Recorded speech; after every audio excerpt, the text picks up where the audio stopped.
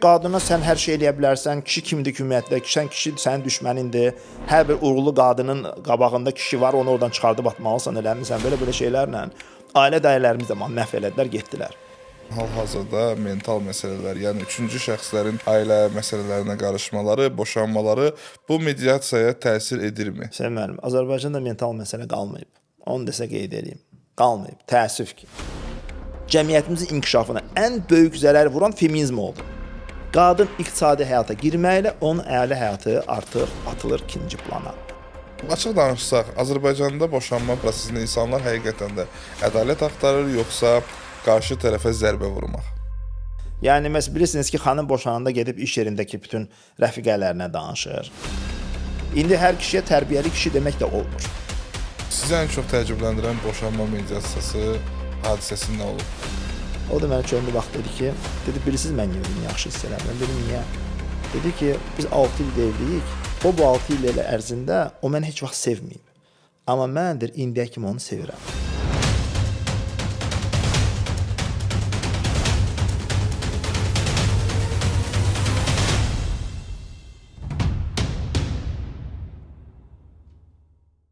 Salam, mən Hüseyin Nayın təqdimatında üzləşməyə baxış və bugünkü qonağım vəkil mediator. Salam, xoş gəlmişsiniz. Xoş gördük. Özünüzü qısaca təqdim edin. Mənim adım Fərhad Mehdiyevdir. Mən hüquqşünasam. Məhkəmədə hüquqi təmsil, mediasiya fəaliyyəti, universitetin müəllimiyəm, Bakı Dövlət Universitetinin müəllimiyəm. Mediasiya nədir və insanlar niyə bunu məhkəmədən fərqli olaraq zəif yol kimi görürlər? Çünki mediasiyada bir hakim yoxdur. Amma mediasiyada bir hakim olsaydı, mediasiyaya ehtiyacı olmazdı. Mediasiyanın xüsusiyyəti odur ki, orada tərəflər özləri qərar verirlər ki, biz bu məsələni özümüz həll eləyək, özümüz razılaşıb həll eləyək. Orada bir hakim yoxdur bu işi həll eləyən. Hakim var, məhkəmədədir. Mediasiya məqsədi budur ki, məhkəməyə çatmadan mübahisəni həll edəsiniz. Sadəcə psixoloji tərəfdən məsləhətlər verilir, yoxsa ümumiyyətlə proses necə baş verir və mən sizə bir proses danışım. Onu vəkil olaraq aparıram mən o prosesi. Amma mən həm də mediator olduğum üçün, mediasiyanın faydalarını bildiyimə görə mən işi mediasiya aparmaq istədim. Hadisə nədən ibarətdir? Bir atanın 2 dənə övladı var. Bir oğlu var, bir qızı var. Və atanın 2 dənə evi var. Ata qərar verib ki, evimin birini qoyacağım qızıma, birini verəcəm oğluma. Belə bir qərar olub. Amma sonra necə olubsa ki, hər 2 ev keçib oğlanın ayağına. Daha doğrusu 2-ci ev keçib oğlanın adına. Birinci evdə oğlan zaten qeydiyyatdadır və 2000-ci ildən əvvəl qeydiyyata düşüb. Yəni orada belə baxanda yaşayış və istifadə hüququ var onsuz da. İndi ata oğlu verib məhkəməyə ki, mən onu qeydiyyatdan çıxardıram. Hakim o işi göndərdi mediasiyaya. Mən o işə sonradan qoşulmuşam. Mən olsam zaten deyəcəkdim ki, çalışaq bunu mediasiyada həll eləyək. Ata-bal arasındakı münasibət niyə məhkəməyə getsin? Başa düşürsünüz bu formada. Amma mediasiyaya gəlmədi. Oğul gəlmədi mediasiyaya. İkinci dəfə hakim qaytardı. İş ki, mən artıq qoşuldum o işə. Biz getdik mediasiyaya. Çağırdım, oğul mediasiyaya gəlmədi. Sonra yenə eyni işlə bağlı bu səfər də ata oğula qarşı iddia qaldırır ki, ləyaqətsiz vərəsə elan edilməsi ilə bağlı. Ki o birinci evdəki hüquqlarını onu maksimum azaltmaq üçün, birinci evdəki hüquqları azaltmaq üçün. Belə bir iddia qaldırır orada və mən bu səfər mediatora deyirəm ki, mən o işdə vəkiləm, mediator deyiləm. Mediatora dedim ki, tərəfə de ki, vəkil səndən danışmaq istəyir. Və ona deyin ki, vəkil səndən danışıb işi məhkəmədən kənar həll etmək istəyir. Çünki bu iş ailə məsələsidir. Məhkəməyə getmək çox doğru deyil. Biz görüşdük o adamla. Görüşdük, amma bir razılığa gələ bilmədik. Əslində razılığa gəldik, belə razılığa gəldik ki, o adam müəyyən bir ödəniş qarşılığında birinci evdəki hüquqlarından imtina etməklə barədə razılıq verdi. Amma bu səfər bunu mənim təmsil etdiyim tərəf qəbul eləmədi. Amma belə bir şərt var idi. Və mən də öz tərəfimə tövsiyə elədim ki, gəlin bu razılığa gedək. Yəni orada elə bir ki 15-20 min ödəniş əvəzi oğlan razılaşırdı ki, evdən qeydiyyatdan çıxıram. Oğlanın təklifi budur ki, bax 2 dənə evi var. Hansını xoşuna gəlirsə seç, amma o birisindən çıx. Sənin bacındır, atan da ona vərəsəlik vermək istəyir. Normaldır, atanın verəcəyi qərardır. Atana hörmət eləmək lazım. Atanın qərarına hörmətlə yanaşmaq lazımdır. O da dedi ki, mənim o evə çəkdiyim xərclər vardı, onlar mənə ödənsin, mən o evdən çıxaram. Mən də ataya tövsiyə elədim ki, gəlin belə bir şey eləyəyin. Gəlin onun xərcini ödəyək. Bu iş məhkəməyə qədər çıxartmayaq. Bax belə. Oğul atadan xərc istəyir. Bəli, oradan xərc istəyir. Amma yenə də işin məhkəmə qaydasının həllinə mən daha onun düzgün olduğunu düşünürəm. Və diqqət edin, baxın, bu iş ümumiyyətlə qanunvericiliyə görə məcburi olaraq mediasiya getməli bir iş deyil. Yəni mən sözü hara gətirəcəm? Bilirsiniz, bizim cəmiyyətdə mediasiya mədəniyyəti yayılmayıb. Amma qanunvericiliyin məqsədi odur ki, hal-hazırda Mediasiya mədəniyyəti yayılsın. Niyəsini də sizə danışım. Azərbaycan Avropa Şurasının üzvüdür. Bəli. Çoxdan. Avropa Şurası üzvlərində standart bəzi praktikalar var. Mediasiya Avropa Şurası ölkələrində standart praktikalardan birisidir. Və Avropa Şurası bütün üzv dövlətlərinə müxtəlif hüquqi mübahisələr sayəsində mediasiyanı qurmağı tövsiyə edir. Bunun bir neçə məqsədi var. Məhkəmələrin iş yükünü azaldır. Yəni düşünülür ki, bu iş məhkəməyə gedib çıxmasa, məhkəmədə daha az iş olur. Mübahisələr daha əvvəl mediasiyada bir növ həll olunmuş kimi. Yəni aslında. çalışırlar ki, mediasiyada olsun, məhkəməyə gedib çıxmasın. Məhkəməyə çıxmasın. İşin ikinci yanı bilirsiniz necədir? Hakim prosesual qaydalarla bağlıdır. Hakim prosesual qaydalar daxilində hərəkət eləməlidir. Məsələn, mediasiyada belə bir imkan var ki, mediasiya tərəflərlə təkbətək otaqlarda görüşə bilir, təkbətək görüş keçirə bilər. Hakim bunu məhkəmədə eləyə bilməz. Proses açıqdır, iclas ictimaiyyətə açıqdır. Ümumiyyətlə, hakimin kimsə təkbətək görüşməsi ümumiyyətlə qadağandır ki, prosesin şəffaflığına kölgəyə düşməsin. Amma mediasiya prosesində konfidensiallıq hakimdir. Yəni, orada nə danışıb, nə danışılmayıb, orada otaqda qalmalıdır, kənara çıxa bilməz. Qanun qadağan edir, kim o məlumat yaysa cərimələnə bilər. Fiziki şəxslər 800 manat cərimə olur. Məsələn, mediasiya prosesi danışılanlar. Və orada danışılan məsələn sonra məhkəmədə istifadə etmək olmaz. Tam konfidensial bir prosesdir. Amma mediator tərəflər arasında, yəni ayrı-ayrı otaqlara oturub, onlar ümumiyyətlə onları bir masa ətrafında birləşdirməyə də bilər. O mediatorun verdiyi qərardır. Görsə ki, bunların arasında çox gərginlik böyükdür, emosional gərginlik böyükdür, qərar versə, onda ümumiyyətlə bunları üz-üzə oturtmayacaq, ayrı-ayrı danışacaq. Bəs mediatorun hansı bir rəyi verilir? Gəlin sizə bir başqa bir hekayədir. Bax, mən indi bir işdə vəkiləm. Amma baxacam, bəlkə o işi mediasiya qaydasını həll edə bildim. Xanım boşanmaq istəyir. Əri boşanmaq istəmir. Əri üstəlik Gürcüstan vətəndaşıdır. Azərbaycandakı oturumu, yaşayış icazəsi bu nikaha bağlıdır. Bu nikaha bağlı. Bu işin birinci yanı. İkinci yanı. Əri Gürcüstanlı olduğu kimi, ərinin qohumları da Gürcüstanlıdır. Onlar bir neçə ev alıblar, xanımın adını alıblar. Çünki o yerli vətəndaşdır. Bəli. İndi mən fikirləşirəm ki, mediasiyada əslində təbii ki, bu xanımın, onların o baldızın evləri var bunun adına. Yəni bir hüquq tələb etmə niyyəti yoxdur. O bilir ki, ev baldızın evidir. Prosta bunun adını alıblar da, sadəcə bunun evini alıblar. İndi mən fikirləşirəm, mediasiyada biz bunu danışaq gedim, dedim ki, ay balam, sən boşanmağa etiraz problem çıxartma. Onsuz da biz məhkəmə boşuyur da, yəni razılaşmasan belə 3 ay uzadılma verəcək, 3 ay sonra boşanma olacaq. Sən boşanmaya problem çıxartma. Zaten tərəflərin yetkinlik yaşına çatmayan övladları da var. Sən orada problem çıxartma. Biz də bu evlər baxımından problem çıxartmıyoruz. Rahat-rahat keçirək adımızı evlərimizi. Əslində ev ala bilərlər. Yəni əcnəbilər bina evlərini çox rahat ala bilərlər. Əcnəbilər torpaq mülkiyyətini ala bilmirlər. Yəni həyət evidirsə, orada təbii ki, bu səfər torpaq üzərinə ancaq icarə hüququ Amma daxili şirkət MTK ilə müqavilə bağlayıb ev ala bilir. MTK ilə müqavilə, çıxarışlı evləri, bina evlərini, çıxarışlı binaları çox rahat ala bilirlər əcnəbilər. Hər hansı bir məhdudiyyət yoxdur. Bizdə əcnəbilərin ancaq torpaq mülkiyyətçisi olmada məhdudiyyətləri var. Torpaq mülkiyyətçisi. Yoxsa binadakı bir mülkiyyət hüququndan bir məhdudiyyət gətirilmir. Yoxdur, bir məhdudiyyət yoxdur. Onlar da keçirər hər halda onların adına və bu şəkildə məhkəmədən kənar mübahisələrimizi həll etməyə çalışaq.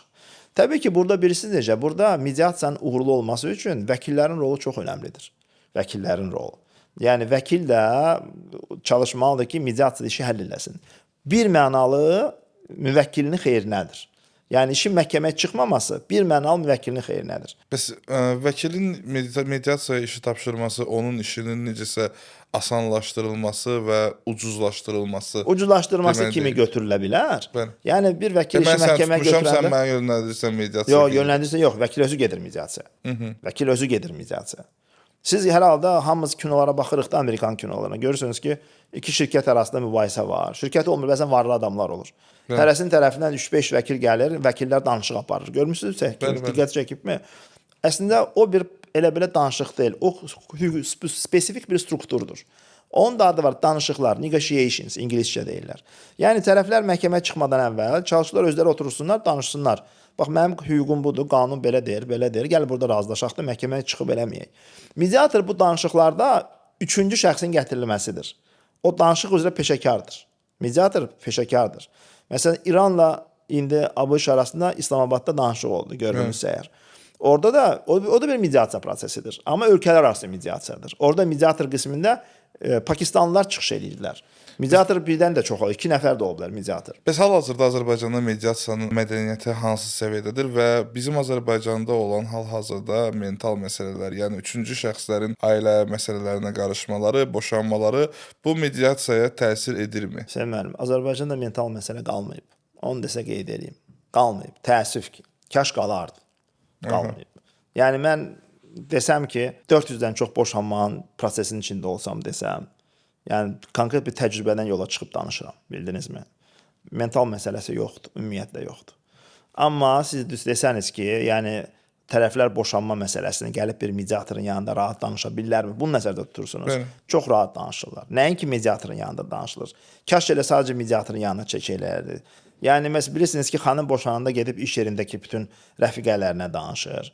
Oğlan da iş yoldaşlarına bəlkə dərhal danışmaz, amma ailə üzvlərinə ən azından danışır. Düzdür. Yəni belə baxanda mediator konfidensiallığı qoruyan bir şəxsdir. Yəni ondakı məlumatlar kənara çox da yayılmır.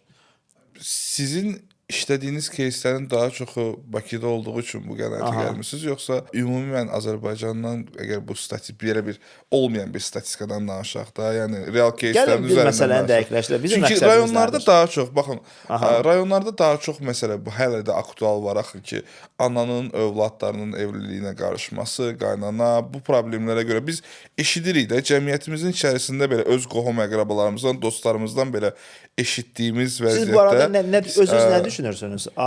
Mən çox eşitdim. Yəni əvvəlki qədər olmasa da, amma məncə boşanmaların hardasa mən eşitdiyim keyslərdən desəm bir 30-40%-ında hələ də üçüncü şəxslərin yox, mən sizin şəxsi qənaətinizi soruşuram. var. Bilirsiniz, indi məni burada üzləşdirirsiniz də, mən də sizinlə üzləşirəm.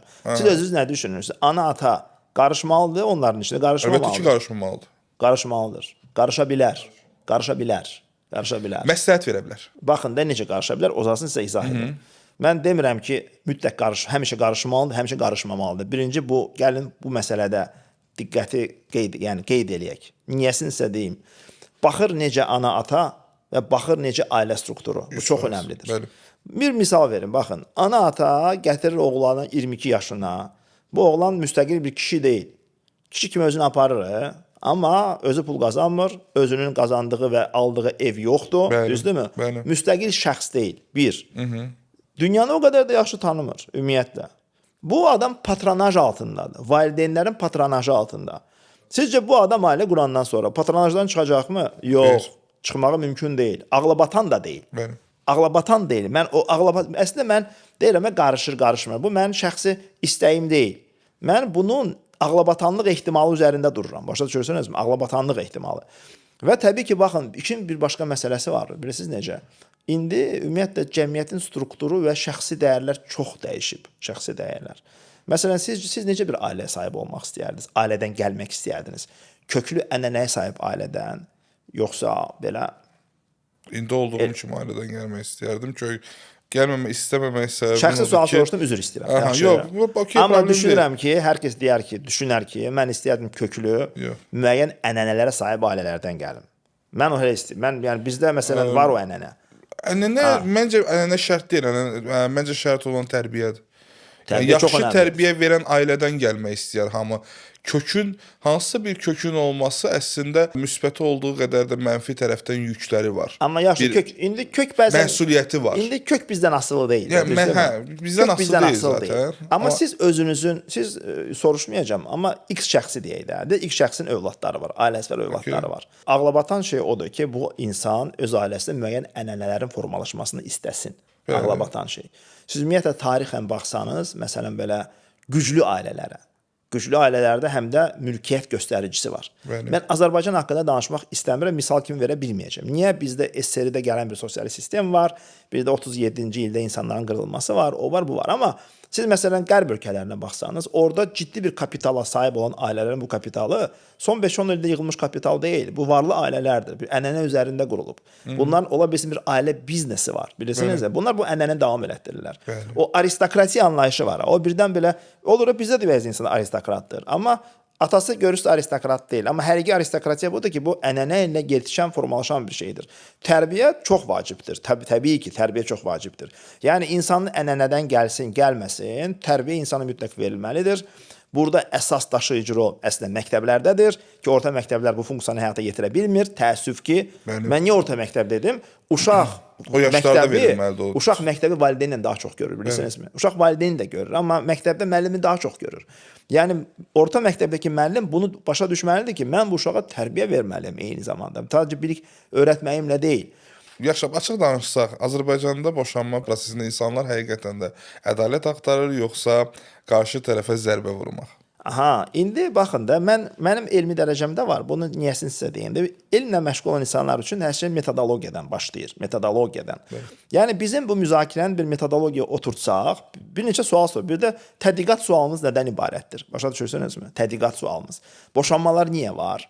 Amma burada bir məqsədimiz olmalıdır. Məqsədimiz nədir? Boşanmanı, yəni azalsınmı boşanmalar, yoxsa boşanmanın səbəblərini mi izah edək? Başa düşürsünüzmü? Yəni biz tədqiqat sualımızın məqsədini necə formalaşdıra bilərik? Bir növ boşanmaların azalmasını istəməklə və ümumiyyətlə boşanmaların siz deməli səbəblərini göstərərək siz dövlətdən yana bir mövqedən çıxış edirsiniz. Çünki demoqrafik artış bir dövlət üçün həmişə çox vacib hallardan birisidir. Demoqrafik artış. Mən bir gün məhkəmələrin birisində mənim müvəkkilimə birinci instansiya məhkəməsi öz uşağı ilə cəmi 4 saat görüş hüququ vermiş, həftə bir dəfə. Çıxdım apellyasiya məhkəməsinə dedim ki, möhtərəm hakimlər, Dünya Bankı Azərbaycanda 2030-cu ildə demoqrafik krizis gözlədiyini bildirib. Dedim biz 15-20 il sonra biz orduya göndərmə adam tapmayacağıq. Və dedim burada da bəzi hakimlərin bunda günahı var. Bunu deyəndə diqqətləri mənə gəldi. Yəni hakimlər hara, demoqrafik kriz əlaqəsi nədir? Dedim bugün üçün atalar övlad sahibi olmaq istəmir. Boşanma nisbətləri çox yuxarıdır. Boşananda da övladla əlaqəsi kəsilir bu adamın. Alimentini ödəyir, amma ünsiyyət qura bilmir. Evet. Dedim 4 saat həftədə nə deməkdir? Bütün şəhər propkadır. Düzdür, bazar günü propka azalır, amma bunun ən az bir saat yarımı yola gedir. Razı. Dedim bu insan 2 saat övladının həftədə görüşmə nə deməkdir? Nəysə bu şəkildə ajotaj aparmaqla bir 6 saata çıxartdım onun görüş hüququnun saatı. O da əslində çox da deyil. Yəni həftədə 6 saat ata biləcək ki, tutaq ki, 2 saat yola getsə də 4 saat uşağı ilə rahat görüşə biləcək. Yəni bəli, bizdə bu problem var. Bizdə demoqrafiya azalır. Uşaqların 2 nəfərə düşən uşaq doğum sayısı 1,3 olub, bilirsiniz. Bir ərvadın ortalama uşağı 1,3-dür. Yəni təbii 1,3 uşaq olmur, amma ölkə əhalisini götürəndə bu alınır. Bu da nə deməkdir? Bu əhalinin qocalması, gənc nəslin azalması, artımın durması və bir müddət sonra ümumiyyətlə azalma meydana gələcəksə, biz bunu görəcəyik. Yəni biz sizinlə öz həyatımızda bunu görəcəyik. Bunun qarşısını almaq mümkün olmayacaq, onu sizə deyim, təəssüf ki. Və mənə soruşsanız ki, bunun əsas səbəbi nədir? Birinci, boşanmanın bir səbəbi olmur. Kim desə ki, 3 dənə səbəbi var, o yalan olar. Amma o 3 mümkün səbəbləri sayacaq. Amma məsələn, burada bir mən məsələ haqqında danışacağım. Məncə bizim ölkəyə, cəmiyyətimizin inkişafına ən böyük zərər vuran feminizm oldu. Feminizm hərəkəti oldu. Ümumiyyətlə bu feminizm hərəkəti, mən düşüncəm odur ki, imperialist bir siyasətin ortaya atdığı bir şeydir. Bilirsiniz nəyə görə? Qadını evdən çıxardırsınız, gedir işləməyə, vergi ödəyicisi olur. İstehlakı artdırır dəhşətli dərəcədə. İstehlakı artdırır. Ailə dəyərləri baxın ondan sonra dağıldı getdi. Yəni ailə dəyərləri. Çünki qadın iqtisadi həyata girməklə onun ailə həyatı artıq atılır ikinci plana. Mən başa düşürəm ki, bütün kişilərimiz ideal deyil. Yəni zorakılığa əl atan, tərbiyəsiz, qanunsuz kişilər həddindən artıq cəmiyyətdə çoxdur, bilirsinizmi? Amma feminizm propagandası bu kişi-qadın arasındakı sürtünməni heç də yumuşaltmadı, daha da çox artdırdı. Mən sizə bir misal gətirəcəm. O dərəcədə feminizm bizdə yəni var. Yəni mən sizə deyim ki, siz ola bilsin indi azalıb kifayət qədər. O da səbəbi nəsə deyim. Bir dalğa siz düz deyirsiniz. Dalğa əslində elə belə 2010-cu illərdə bir dalğa var idi. Deyim ki, o dalğa qərb təşkilatların, feminist dərnəklər və NGO-lara xüsusi miqdarda, məbləğdə qrant pulu ayırmaqla olurdu. İndi o imkan yoxdur deyə. Siz onları görmürsünüz. Çəkiliblər dalı. Məsələn, baxın, SSR illərində qadın qətilləri olurdu. Çox az. Demək olar ki, heç olmur da. İndi dəfələrcə artıb. Nə oldu? Nə oldu artdı? Başa düşürsünüzmü? Birbaşa SDM onların şeyi var orada yəni. Baxın, digər sahələrdə cinayətkarlıq SSR ilə müqayisə eləyəndə çox artmayıb sizə deyim. Aşağı yuxarı yəni bənzərlik göstərir. Amma o sahədə ciddi bir artış göstərdi. Niyə? Çünki qadına sən hər şey eləyə bilərsən, kişi kimdir ümumiyyətlə, kişi sənin düşmənindir. Hər bir uğurlu qadının qabağında kişi var, onu oradan çıxardıb atmalısan, eləmirsən, belə şeylərlə ailə dəyərlərimiz də məhv elədilər, getdilər. Buna da səbəb qadınların sosial şəbəkəyə daxil olmasını göstərir. Sosial şəbəkənin özünün təbii ki, ailə dəyərlərinə sarsıdıcı zərbəsi var. Kişi baxımından da, qadın baxımından da, hər ikisi baxımından var. Amma ümumiyyətlə isə deyim ki, klassik kişi və qadın rollarının dəyişməsi, klassik kişi və qadın rollarının dəyişməsi deyim ki, bizim bax o ailənin strukturuna ciddi bir zərbə vurdu. Və bunun da istədiyim qarşısını almaq bundan sonra çox çətin olacaq. Çünki Azərbaycanın yaşadığı o problem bütün Avropa dövlətlərində problemdir. Bütün Avropa dövlətlərinə qadın ailədən çıxdı, karyera qurmağa getdi. Təbii ki, o uşaq doğub uşağa baxmaq, ona belə bir şey sərf eləmir. O gedib işləyir. Onun məqsədi karyera qurmaqdır, eləməkdir. Onun üçün uşaq ailə məsələsi ikinci yerdədir. Ondan sonra bir məsələni burada toxunacağam. Təbii ki, asıllıq yaxşı şey deyil. Yəni bir qadının ərindən asılı vəziyyətdə qalması istismara gətirib çıxarda bilər. Mən onun heç vaxt tərəfdarı olmamışam. Və əslində mənim müdafiə etdiyim ailə modeli kişinin tərbiyəli, qanacaqlı, qadının, kişinin yerini bilən, böyüyün, balacanın yerini bilən bir kişi tipidir. Elələr də çox deyil, onu da başa düşürəm. İndi hər kişiyə tərbiyəli kişi demək də olmur. Və bu səfər də onun yaşatdığı qadın ailəsində çox xoşbəxt qadın da olmur. Biz bunu başa düşürük. Məsələn, əvvəllər yanaşmamız nə idi? Yox, uşağın varsa döz, yəni uşaqlar üçün yaşa. Qısacası belə idi. Uşaqlar üçün yaşa, yəni özü biraz ikinci plana qoy. İndi bu tam dəyişdi. İndi əsas sənin öz xoşbəxtliyindir. Uşaqların gələcəyi üçün falan kiməsə dözmə, eləmə, bunu eləməyə dəyməz falan. Yanaşmalar tamamilə dəyişdi. Və biz təbii ki, belə bir nəticə ilə qarşı-qarşıyayıq. Odur ki, bizim ümumiyyətlə iləri sürdüyümüz məqsəd var ki, ailələr niyə dağılır, boşanmalar niyə artır? Ümumiyyətlə biz bu sualı məncə nəzərə almamalıyıq. Çünki bu bizim təbii olaraq apardığımız digər siyasətlərin nəticəsidir. Başa düşürsənizmi? Deyər, mən sizə bir sual soruşum. İndi kim daha rahat özünə iş tapır? Qadın yoxsa kişi? Universitetdə qutarıb. Məncə qadın daha tez. Bəli. Bir mənalı. Yəni bir mənalı sədən bir qadın belə burada cinsiyyətçi bir yanaşma ilə ortaya çıxmaq istəmirəm. Yox, reallıq budur. Onun çox belə peşəkar olmasına ehtiyacı yoxdur. Biraz görkəmi varsa, onu dərhal işə götürəcəklər. Amma oğlan sürünə gedir. Başa düşürsünüzmü? Yəni özünü iş tapana kimi, özünü sübut eləyənə qədər. Biz belə bir dünya ilə qarşı-qarşıyayıq. Və burada da cəmiyyətin də rolu var. Biz işə götürənlər. Siz niyə tutaq ki, kişiyə yox, qadına üstünlük verirsiniz? Məsələn, belə iş götürəndə. Halbuki adamı indi intervyudan götürərsən, başlarsan bacarıqları nədir, nə deyildir. Sənin şirkəti və nə qatacaq, nə qatmayacaq. Sən təbii ki, işə götürən öz maraqlarını fikirləşir ona görə. Bəzi ölkələrin qanunvericiliyində kvota yanaşması var.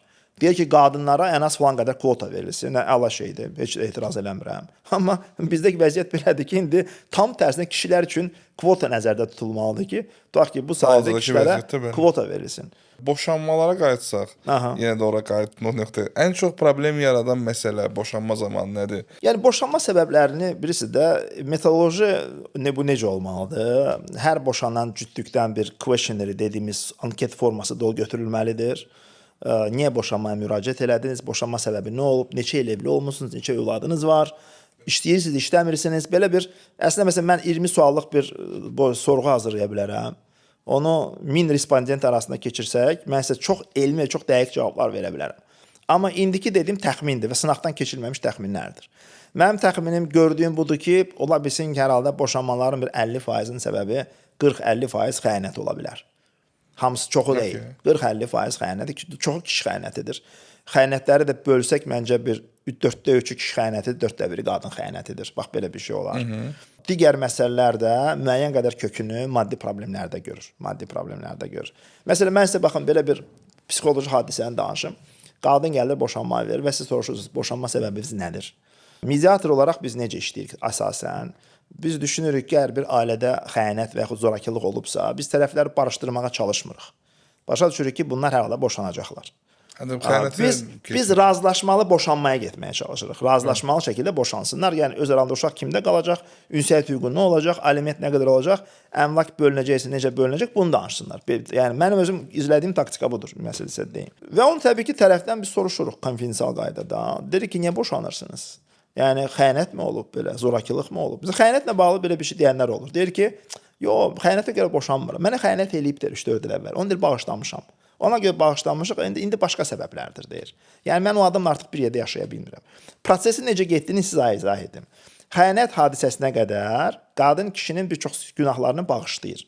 Səhvlərini bağışlayır. Qüsurlarını görməzlikdən gəlir, qüsurlarını görməzlikdən gəlir. Xəyanətdən sonra barışmış kimi olsa da artıq kişinin xoruldaması onun sinirlərinə toxunur. Kişiyə və pul gətirməyəndə artıq bunu, yəni əvvəlki kimi qarşılamır. Qaynananın dediqodusuna və yaxud müdaxiləsinə əvvəllər dözürdü, indi dözmür. Başa düşürsünüzmü? Bir qıcıq var deyə. Bir qıcıq var çünki. Yəni artıq onu bağışlamağa əslində bağışlama deyil. Yəni başa düşürsünüzmü? Bağışlama deyil. Yəni güvəni ciddi şəkildə sarsılıb, qırılıb, fədakarlığa getməyəcəyini düşünür. Fədakarlığa getmək istəmir. Onunla bağlı. Və əslində burada boşanma səbəbi yenə xəyanətdir də qadın onu arxa planda görür. Yəni əslində oradan başlayıb gəlib hər şey. Məsələn, oradan başlayıb gəlib. Kökü oradan başlayıb gəlib. Belə şey də görə bilirsiniz. Amma maddi çətinliklər, ondan sonra gözlənti məsələsi baxın çox vacibdir. İnsanlar ailə quranda çox fərqli gözləntilərlə ailə qururlar. Amma ailə o gözləntilər demək deyil.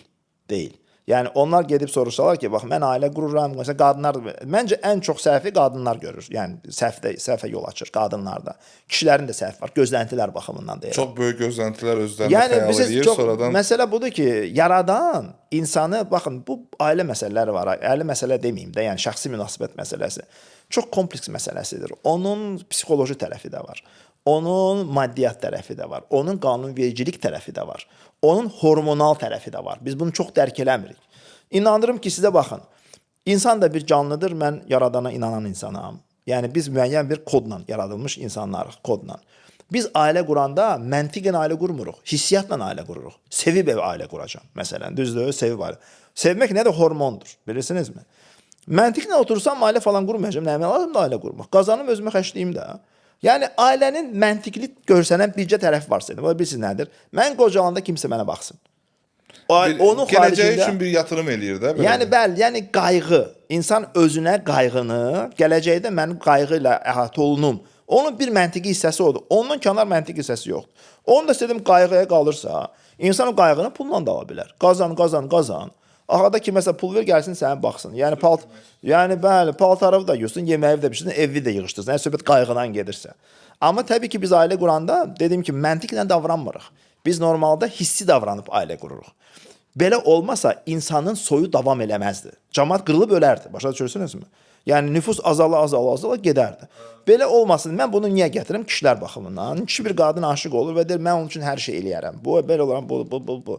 Yəni, nə bilim, əvvəl romantik çiçək göndərir, bu olur. Evlənəndən sonra təbii ki, münasibət onun üçün adiləşməyə başlayır. O, yaradılışdan gələn bir şeydir. O, onun əlində olan şey deyil. Amma bunun üzərində necə getmək lazımdır? İnsan bunu dərk etsə ki, əslində bu mexanizm necə işləyir? Və bu mexanizm nəyə yönəlir? Məqsədi nədir? Məqsədi odur ki, sən məntiqli qoyarsan bir kənara, gedib bir adamla ailə qurasan, övladın olsun, soyun davam eləsin. Əslində bunun, yəni insanın içinə qoyulan hissin də səbəbi oradan gəlir. Bu işin hissiyat yanıdır. İndi qadınlarda gözlənti nədir? Bu məni əllərində daşıyacaq, belə olacaq. Təbii baxın da, məsələn biz kişiyik də bu da hamımız, düzdür. Cinsiyyətçi kimi yanaşmıram. İnsan bütün gün işləyir. Bugünkü həyatın reallığı odur. Mən vəkiləm, mən axşama kimi işləyən adamam. Mən gün ərzində çox yoruluram. Mən kiməsə belə ayrıca bir qayğı verə bilmərəm, mümkünatı yoxdur sizə deyim. Mən o qədər bekar deyiləm deməyəcəm. Yəni o qədər mən boş vaxtım yoxdur. Başa düşürsünüzmü? Beynim yoruluram, vaxtım azdır. Yəni kimsə durub şəxsən məndən ona belə böyük qayğı, dərin qayğı göstərəcəyini gözləyirsə, mən onu heç onu verə bilməyəcəm. Verə bilmərəm heç vaxt onu. Və mənim kimi bir çox insan var. Və bu insanla kimsə durub belə insanla kimsə ailə quranda bilməlidir ki, praqmatik fikirləşməlidir ki, tamam, ailə qurmaq mənim həyatımın növbəti mərhələsidir. Ailənin də müəyyən təminatları var. Qayğı təminatıdır. Birlikdə nəsil böyüdürsünüz, eləyirsiniz, bu təminatlar var. Və buna şuurlu şəkildə qərar verməlidir. Yoxsa mən yeni evlənən dostlarım olur. Onlara dediyim söz budur. Dedim ki, bax, ailə bir-birinizi yola vermək qabiliyyətidir, mədəniyyətidir. Onda ailə güclü olur. Dedim, bir-birinizi yola verməyə bacarsanız, ailəviz elə bir ki, ayaqda duracaq. Yoxsa ailə davamlı olmayacaq. Boşanma zamanı bayaqlarım sadaladığımız məhkəmədə olan proseslər, uşaq, aliment, əmlak bölgüsü. Sualım oradadır. Кейsləriniz nəzərə alsaq, hal-hazırda indiyə qədər gördüyünüz və iştirak etdiyiniz keyslərdə bunların ən çox problem yaranan hansı məsələ üzrə ən çox problem yaranır? Ən çox problem yaranır aliment məsələsində. Yəni heç kim pul vermək istəmirdi, o da var. Razısınız mənimlə. Bəli. Almağa gələndə də ala bilən adam daha çox almaq istəyir. Verməyə gələndə, vermək istəyəndə verməli olan adam da az vermək istəyir. İşin o məsələ sıxıntısı var. Heç yanda işləyən şəxslər üçün Ailə Məcəlləsinin 78-ci maddəsinə görə aliment təyin olunur, sabit məbləğdə. Bugün üçün 260 manatdır. Yox, işləyirsə, maaşı da yuxarıdırsa və aliment tələb eləyən üçün sərf edirsə, o Ailə Məcəlləsinin başqa maddəsi var, orada müəyyən uşaq sayına görə maaşdan nisbətin alınmasını istəyir. Nisbətin alınmasını istəyir, bu birincidir. Sonra alimentin ödənilməsində ciddi problem var. Yəni, alimenti ödəməyən şəxs də çoxdur. Yəni, deyir, mən işləmirəm, eləmirəm, aliment ödəmir. Məsələ, ayda 50-100 manat da ödəmir. Elələri də var. Ayda bir 100-150 manat ödəyirlər. Yəni, eləsi var, heç ödəmir. Başa düşürsünüz, heç ödəməyənlər var. Aliment borcu yığılır, qalır falan belə. Bu işin bu məsələsi. Ondan sonra baxın bir şey deyim. Boşanmaların çox ciddi yaratdığı problem uşaqların travmanlı olmasıdır. Bu, bilirsiniz, uşaqlar alver predmeti kimi görsənir də. Yəni, sən aliment ödəmirsən, mən sən uşaq göstərməyəcəm və yaxud ümumiyyətlə uşaq göstərmir. Sən mənə xəyanət eləmirsən, uşağı görmə hüququ yoxdur. Sən ailədə xəyanət eləmirsən. Sən uşağını da görə bilməzsən, eləməzsən. Məsələn, bizim qadınlarda belə bir anlayış çox ciddi şəkildə var. Yəni, ər xəyanət edib də boşananda uşağı göstərməməyə çalışır. Hədələdiyi yer ən çox uşaqdır və uşağın travması daha çoxdur. Yəni, uşaqdır. Bəziləri də buna gedir, bəziləri deyir, göstərmirsən, göstərmə. Amma faktiki bu uşaq bilirsiniz necə? Uşaq bu haqda indi ayrı danışıq mövzusudur. Amma uşaq hər iki valideynin sevgisini almalıdır. Hər iki valideynin sevgisini almalıdır. Almayanda uşaq kompleksi travmalı böyüyür.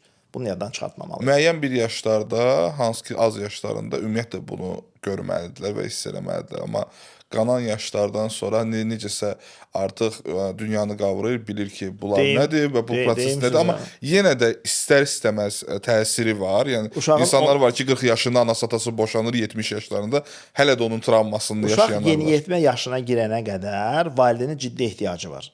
Yeniyetmə yaşında o dünyaya bir challenge eləyir. Ki, mən heç kimə ehtiyacım yoxdur, mən müstəqiləm falan belə gedir.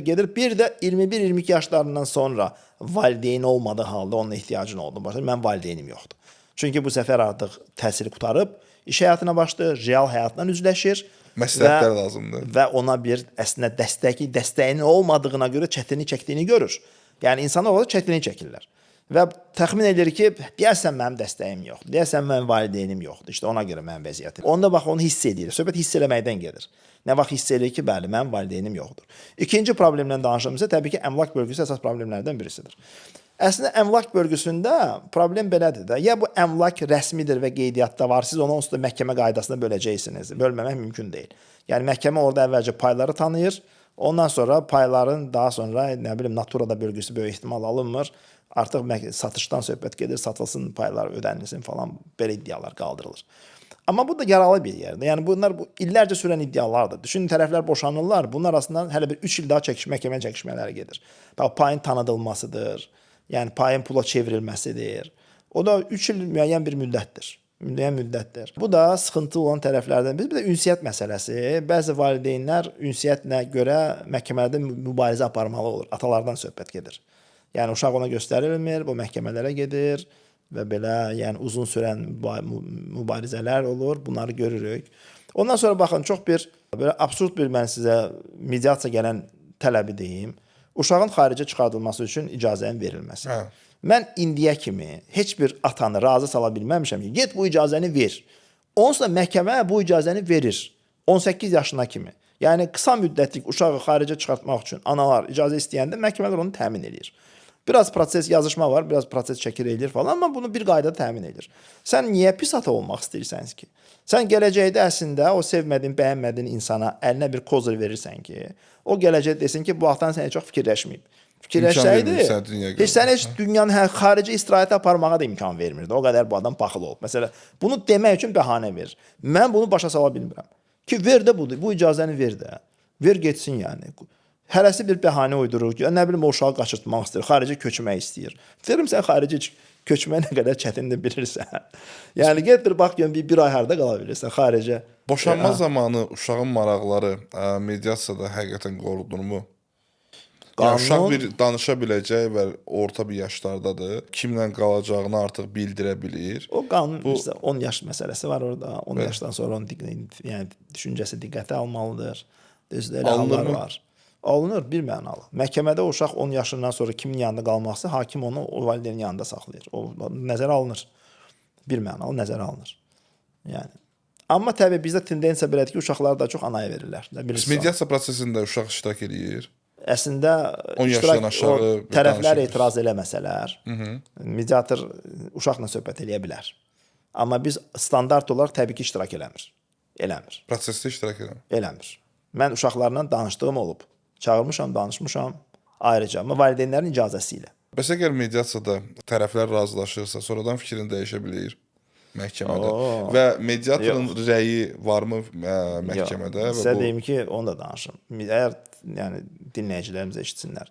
Mediasiyada bağlanan saziş onu sonra dəyişdirmək mümkün deyil. O məcburidir. O məhkəmə qaydasında 10-ca gün ərzində təsdiq olunub icraya göndərilə bilən sazişdir.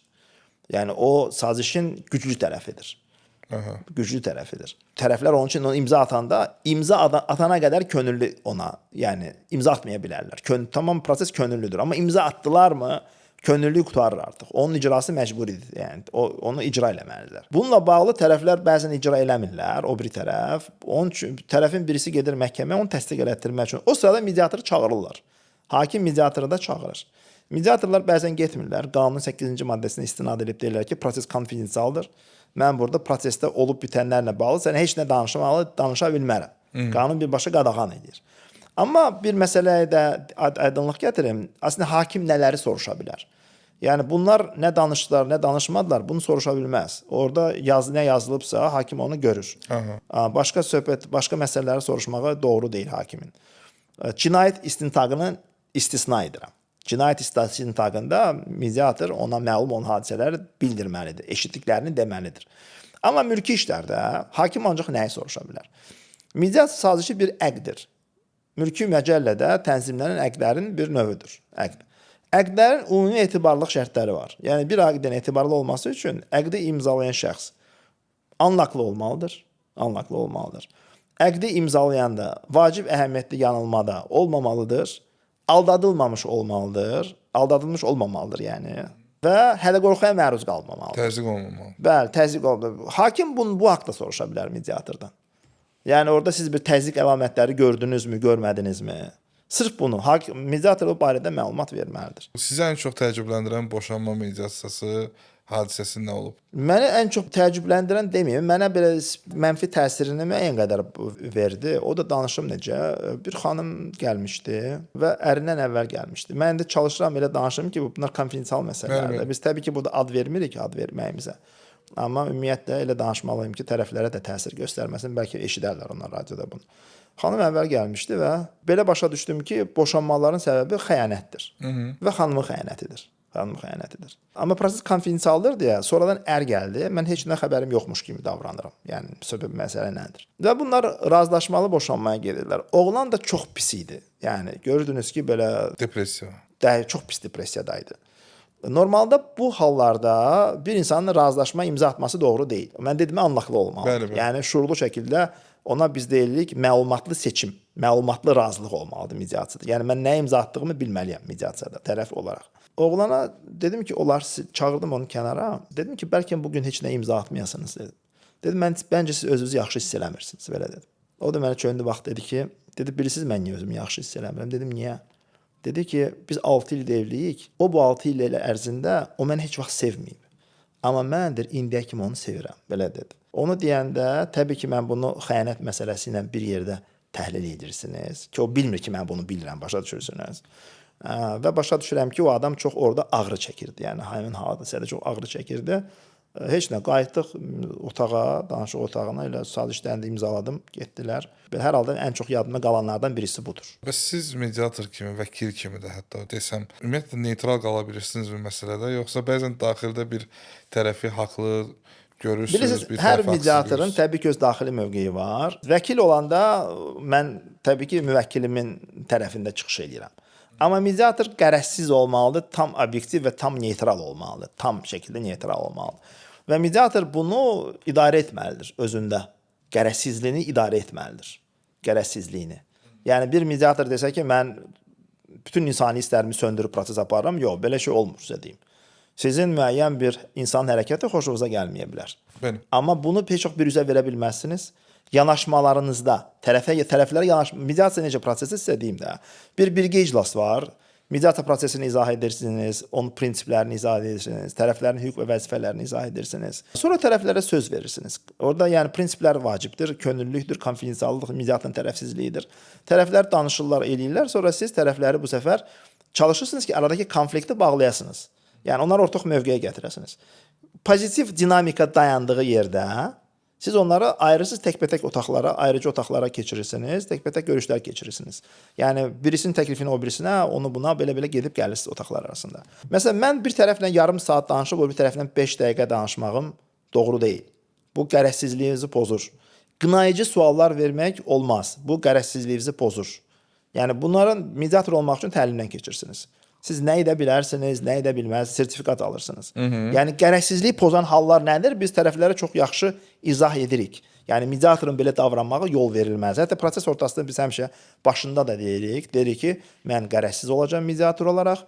Əgər hər hansı bir hərəkətim sizə qərəzli kimi gəlsə, hörmətli tərəflər, vətəndaşlar, xahişlə bu barədə mənə irad tutun. Deyin ki, ay mediator, sənin bu hərəkətin qərəzlidir. Yəni sən onun tərəfini tutursan. Bax, bunu iradə bildirir. Və imtina edə bilirmi? Bəli, təbii ki, imtina. Deyə bilər ki, mən bu mediatorun hərəkətlərinin qərəzli olduğunu görürəm, bu kişidir, o məni başa düşə bilməz. Bəzən deyirlər, bilirsiniz, qadınlar deyirlər ki, mənim işimi kişi mediator baxmasın, mən qadınam, mən ancaq bir qadın başa düşə bilər, belə deyirlər. Maskulin feminizm söhbətləri. Yəni o vətəndaşın mən qınamıram elə deməyinə görə də, o mediatorun funksiyasını bilmir. Necə bir təlimdən keçdiyini bilmir, eləmir. Amma faktiki mediator heç o qərar verən şəxs deyil. Deyə bilərsiniz, onda mediator nəyə lazımdır? Biz kommunikasiyanı yüngülləşdiririk. Tərəfin bir-birinə demək istəmədiyini, deyə bilmədiyi. Mübahisə zamanı eşitmədiyi, bir-birini dinləmədikləri biz onlardan dinləyirik, onları yumuşaldıb o bir tərəfə çatdırırıq. Məsələn, mediatorun, mən sizə bir balaca bir misal verim. Mediator tərəfə zəng edir, deyir ki, mediator sessiyanız var, gələcəksinizmi sessiya? O deyir, gəlib eləməyəcəm, mən ondan heç bir danışıq aparmayacam, o mənə xəyanət edib, ümidlərimi, həyatıma məhv edib falan filan. Orada mediatorun müəyyən taktikaları var. Mediator birinci o emosiyanı normal kimi qəbul eləməlidir. Deyir ki, mən sizə tam başa düşürəm, sizin belə hiss etməyiniz çox təbiidir, çox normaldır. Yumşaldıcı. Deyirsiniz ki, mən belə başa düşürəm ki, siz artıq öz həyatınıza özünüz qərar vermək istəyirsiniz. Bundan sonra necə olacaq? Yeni bir həyat qurmaq istəyirsiniz. O deyir ki, bəli, təbii ki, yeni həyat qurmaq istəyirəm. Deyirsiniz ki, onda gəlin bu məsələni biz müzakirə edək. Müzakirə edək deyirsiniz. Çünki mən onu da bildirim ki, sizə boşanma prosesi bir prosesdir ki, o sizin üçün çox mürəkkəb və ağrılı keçə bilər, o sizin üçün daha da rahat keçə bilər. Mən düşünürəm ki, bu prosesin necə daha rahat keçə biləcəyi haqqında sizinlə bir danışaq, məsələn. Məsələn, tərəf deyə bilər ki, o necə gedir, getsin məhkəməyə falan. Siz deyirsiniz ki, baxın, bir il sonra siz həyatınızı necə görürsünüz? İki növ ola bilər. Hələ məhkəmələrdə davam edir işiniz və yaxud siz bütün bu məsələni geridə qoymusunuz, yeni bir həyat yaşayırsınız, hansını istəyirsiniz məsələn. Və təbii ki, yəni insan da deyər ki, yox, mən bu məsələnin bir il sonra da burada olmasını istəmərəm, yəni üstündən keçmək istəyərəm. Biz tərəfi belə görüşə dəvət edirik. Gəlsin bir mediatorda görüş aparsın, bir danışsınlar, eləsinlər belə. Mediatorlar peşəkar danışıqçılardılar. Negotiatordur. Bizim o peşəmizdə insanlar arasında söhbəti eləməkdə. Biz onu təlimini alırıq, bilirsinizmi? Mediatorun təlimini alır ki, necə bu insanlara uzlaşdırasınız. İndiyə qədər eşitdiyiniz və şahid olduğunuz ən absurd boşanma nə üstündə olub? Mübahisə. Birini danışım sizə. Birisində xanım əri topazda oynayırdı deyə boşanmayı vermişdi. Mən düşünürəm ki, yəni boşanma səbəbləri arasında ən az ciddi olan bu idi. Ən az ciddi olan bu idi. Zaten biz onları barışdırdıq sizə deyim. Lüdamandı da adam. Lüdamandı. O qədər deyildi. O qədər deyildi əslində. Amma bu bir dəfə olmamışdı. Yəni xanım deyir ki, mən buna zəng edirəm ki, sən hardasan? O deyir, mən deyir avtobusdayım. Amma dedi, ən son gördüm ki, topaz mağazasından çıxır. Xanım özü bayırda olanda buna zəng edib, hardasan, evə gəlib çıxmamısan? Bu deyib, avtobusdayım, evə gəldim, amma görüb ki, topazdan çıxır orada. Yəni adam daha əvvəldə oynayırdı.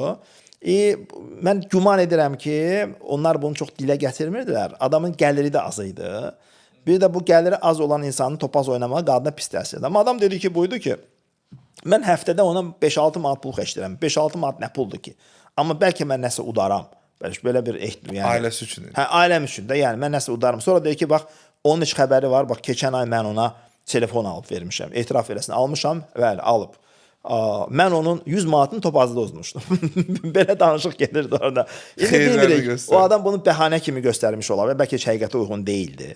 Bəlkə də həqiqətdir, orasını bilmirəm, deyə bilmərəm. Mənə qalsa belə biraz belə gülməli. Biz onları boşanmaya qoymadıq. Barışdılar, getdilər və sonra heç vaxt gəlmədilər. Yəni elə boşanmadılar onlar. Boşanmadılar, bəli. Amma digər səbəblər nisbətən daha ciddi, boşanmaq üçün daha ciddi səbəblərdir. Yəni belə deyim ki, absurd səbəblərdir boşanmaq üçün, yox. Təbii işlərimiz çox olub. Mən əvvəllər barışdırmağa çalışırdım, tam barışdırmağa çalışırdım, amma sonra özümə bir şey başa düşdüm ki, xəyanət və zorakılığın olduğu ailələrdə barışdırmağa cəhd etmək lazım deyil bu insanları. Çünki onlar ömür boyu travmanın. Bunlar bir müddətlik barışsalar belə sonra yenə gəlirlər. Bilirsiniz, görürsünüz 1-2 ay sonra yenə gəldi ki, yox, biz bu səfər boşanırıq, alınmadı. Kəş keçən səfər bizim arayışlarımızı verərdiniz ya da nə bilim razılaşmalı şəkildə boşanıb gedərdik. Hə, ailə daxili münaqişələr daha da çoxalır və hətta uşaq mövzusuna qayıtsaq belə, məncə uşaq o söz-söhbətlərdən daha çox travma alır, nəinki bir dəfə həmin vaxt boşansaydılar, canı qurtarsaydı daha yaxşı olar. Bəli, eləməz. O cəhət də var təbii ki, o cəhət də var. Son olaraq belə bir sual vermək istəyirəm. İndən sonra boşanmaların sayı azalsın niyyətinə və ailə institutunun qorunub saxlanması üçün hansı addımlar atılmalıdır? Həm dövlət tərəfdən deyə bilərsiniz ki, nələr addımlar atılmalıdır sosioloji məsələlərdə və insanlar nəyi dərk eləməlidir? Mən qeyd etdiyim ki, həm də pedaqoqam. Və sizə deyim ki, bu işdə tərbiyənin, uşaqlara verilən tərbiyənin çox ciddi rolu var və bu birbaşa ailə ilə bağlı tərbiyə deyil. Baxın, sizin efir vaxtınızdan istifadə edib deyim. Mən gənclərin bədənlərin müxtəlif hissələrinə döymə vurmalarına qarşıyam. Tam qarşıyam. O yaxşı şey deyil. Hüquq fakültəsində tələbələrimizə deyirəm ki, baxın, görsənən yerə nə badə bunu vurasın. Sizi dövlət qulluğuna götürməzlər. Dövlət qulluğuna götürürlər, yaxşı da eləyirlər o adamlar. Yəni adamın bədənini görürsünüz 30% döymə vurdu. Bu adamlar zaten qocalanda peşman olacaqlar. O adam ki, dərsə ki sallanacaq, o demək ki, çox eybəcər görsənəcək o bədəndə. Onu başa düşəcək ki, bu belədir, yaxşı şey deyil. Üstəlik sizə deyim ki, baxın, döymə vuran insanın sağlığı birisi sağlamlıqla bağlı ciddi olan şeydir. Məsələn, döymə vurulan bədəndəki dəri xərçənginə tutulma ehtimalı günəş altından qat-qat yüksəkdir, məsələn. Belə bir şey var. Onun başqa mənfi cəhətləri var, onlar hamısını sadalamaq burada istəmirəm. Döymə göstərişdir. Göstəriş üçün yaşayan insanların ailədəki saadəti yaxşı alınmır. Bir misal, ikinci misal. Mən hələ ailə məsələlərinə gəlməmişəm, amma əvvəldən başlayıram. Birisi gedir xaricə gəzməyə. Gedir qalır hosteldə, ən ucuz yerlərdə, amma elə videolar çəkib paylaşır ki, güya ki, orada ən lüks istirahət edir. Göstəriş. Və insanlar bunu həyat standartı kimi qəbul etməyə başlayır ki, mən də getməliyəm. Və bu səfər ailəlidirsə, ailə üzvünü kimdirsə, ondan eyni şeyi tələb edir. Biz də getməliyik, biz də buna sahib olmalıyıq. Olmayanda bu səfər götürür, nəyə düşür? Xülyaların, fantaziyaların dalınca getməyə başlayırlar. Ona bəlkə kənarda bir adam deyir ki, gəl səni arası aparım, gəzdirim. O da başlayır məsələ həyat yoldaşına xəyanət eləməyə. Belə şeylər də var. Başa düşürsünüzmü? Mən burada çarəni birisini də görürəm. Heç də modernizm, postmodernizm yaxşı şeylər həmişə deyil. Bunu cəmiyyət olaraq başa düşüb tətbiq etməliyik. Yəni biz güclü ailə istəyiriksə, müəyyən klassik dəyərləri qoruyub saxlamaqda fayda var. Məsələn, heç kim məndən inciməsin, moda. Modanı ortaya qoyanlar insanların məqsədi bir məhsulu satmaqdır nəticədə. Pul qazanmaqdır. Biznes. Biznesdir yəni. Bir görürsünüz şalvarın burası cırıldı, getdi moda. Sabah şalvarın arxası cırılacaq. Bilmirsiniz cırığın ölçüsü nə boyda olacaq. Bütün bunlar əxlaqi dəyərləri aşındıran hallardır. İnsanlar məntiqli qayda düşünürlər. Mən bunu etməyim lazımdır, yoxsa yox. Bütün bunlar mən sizə deyim ki, birbaşa həm də ailə dəyərlərinə mənfi zərər vururlar. Nə qədər ki, bax biz bu aşındırıcı faktorlara göz yumacağıq, biz onların mənfi təsirlərini görməyəcəyik. Bizim isə deyim, ailə institutunun gücü saxlamağımızda biraz çətinlik var. Bu kompleks bir yanaşmadır. Bunu, yəni siz məndən bir sual soruşsanız, mən sizə deyim ki, policy paper anlayışı var ingilis dilində. Oturub yazırsınız ki, hansı tədbirlər görülməlidir, hansı nəticə əldə olunsun deyə. Bununla bağlı ciddi bir iş aparılmalıdır. Hansı tədbirlər nəticəsində biz ailə institutumuzu gücləndirə bilərik. Əks halda sizə deyim, bu aşındırmalar bizi həmişə gözləyir. Dediyinizə bir-iki öz fikrimi, sualımı hətta vermək istəyərdim, öz fikrimi də bildirmək istəyərdim. Məncə dediyiniz moda zaten biznesin bir doğru biznesdir. Hansı ki brendlər öz paltarlarını, geyimlərini daha tez-tez satmağa və daha baha satmağa təşviş etmiş bir məsələdir. Amma insan əgər bunu əxlaqsızlıqla etmirsə, qapalı geyimlər də var, oversize da var, modalar hansılar ki, bunu eləyir və heç bir Onlarda əxlaqsızlıq onlarda göstərmir problem və s. görmürəm. Bunlarda bir problem məncə yoxdur. Və ikinci məsələ, əgər bir insan tatu eləyirsə, mənim fikrim tatuya görə ki, o insan öz bədənidir, özü bilər, sabahlarım xərçəng tutsa belə özü bilər. Amma bunu göstəriş üçün eləyirsə, Razılaşıram. yenə də göstəriş üçün eləyirsə və belə deyim, tayfadan seçilmək üçün ki, mənə diqqət cəlb eləsin deyirsə, hə, mən buna normal baxmıram. Amma Mən onu demək istirdim. Bəli. Onu demək Amma istəyirdim. Aha. bədənimin ya görsənən yeri belə ola bilər. Əgər mənə bir özüm üçün bir xoşdursa, özüm üçün bir mənası varsa, yenə də mən elətdirməmişəm açığı. Amma o demək deyil ki, mən nə vaxtsa eləməyəcəm və yəni belə bir düşüncəm belə yoxdur hal-hazırda. Amma nəyə başa düşmürəm? Tam tatu və s. artıq bunun asılısı olmaq məncə düzgün deyil. Birisi o bir də nəyin göstəricisidir? Bir insanın özünün, yəni belə çox üzr istəyirəm, efir sözü deyil, amma xalqın tırkaya getməməlidir də. Yəni bir kütlə götürüb bir şey eləyir, mən də götürüb ona şuursuzca onu təkrarlayıram. Bir insanın müstəqil düşüncəsi olmalıdır. Mən insanların müstəqil düşüncə daşımaların tərəfdarıyam. Amma hər insan isə də müstəqil düşüncə daşıya bilməz. Bir insan müstəqil düşüncə daşıması üçün onun kifayət qədər mütaliəsi olmalıdır. Xüsusilə orta məktəb zamanında. Orta məktəb vaxtında uşaqların ən çox kitab oxumalı olduğu vaxtlardır. Bu ona şəxsiyyət kimi formalaşmağa, müəyyən dəyərlər sistemi toparlamağa imkan verən bir prosedurdur. Ondan sonra həyatında özü müstəqil qərarlar verəcək, düzgün qərar verəcək, səhvlərdən də müəyyən qədər uzaq olacaqdır. Çox sağ olun, gəldiniz, dəvətimizi qəbul elədiniz. Minnətdaram. Təşəkkür edirəm. Mən əslində daha çox sizlə oturardım, amma təəssüf ki, günümüz çox dolu olur və işləməli oluruq. Bu da 21-ci əsrin bəlalarından birisidir. Yəni kommunikasiya imkanlarının artması eyni zamanda bizim iş yükümüzü də çox ciddi şəkildə artdırıb. Bu videonun da sonuna gəldik. Üzləşməyə baxırdınız. Gələcək bölümlərimizdə qonaq qismində kimlər görmək istəyirsiniz, sizə şərh bölməsində qeyd edə bilərsiniz. Özünüzə və özünüzə yaxşı baxın.